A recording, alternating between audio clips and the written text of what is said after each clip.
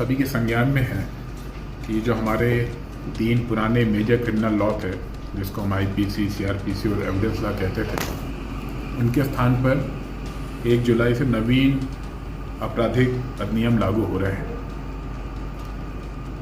इसकी हम थोड़ी सी यदि डिटेल में जाएं तो आईपीसी, जिसको हम इंडियन पेनल कोड बोलते थे, जो 1860 का बना हुआ है, उसकी जगह पे भारतीय न्याय संहिता आ रही है, जो कि 1 जुलाई 2024 से लागू होगी।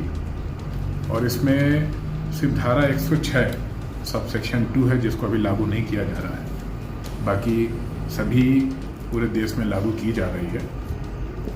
और इसका चेंज का one of the major reason यही है कि हमारे पुराने जो था वो दंड के उसमें बेसिस था, जो कि ब्रिटिश लॉ था, और वर्तमान में जो हमारा नया बना है भारतीय न्याय संहिता, ये न्याय उन्मुखी बनाया गया है। तो इसको बनाने का पर्पस ये है कि इसमें न्याय सही समय पे मिले। यदि हम आईपीसी में देखें, कई उसमें नए अपराध जोड़े गए हैं जो समय की आवश्यकता थी, चाहे हम उसमें ऑर्गेनाइज क्राइम की बात करें या पेटी ऑफेंसेस कई हैं उसमें। कुछ धाराओं में कारावास की अवधि बढ़ाई गई है, कुछ में जुर्माना बढ़ाया गया है।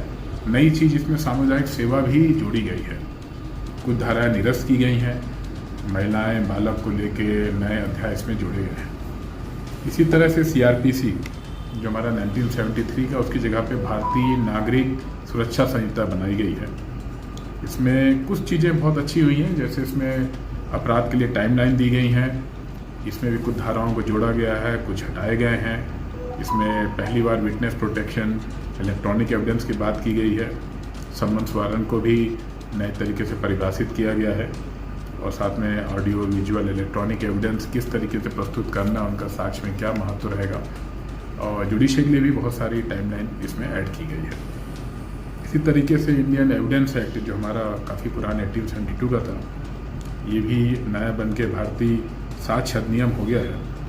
और इसमें हम देख रहे हैं जो नए युग में जो डिजिटलाइजेशन हो रहा है और इलेक्ट्रॉनिक एविडेंस की बात आ रही है, बहुत सारा तकनीकी प्रगति हुई है, इन सबको समावेश किया गया है।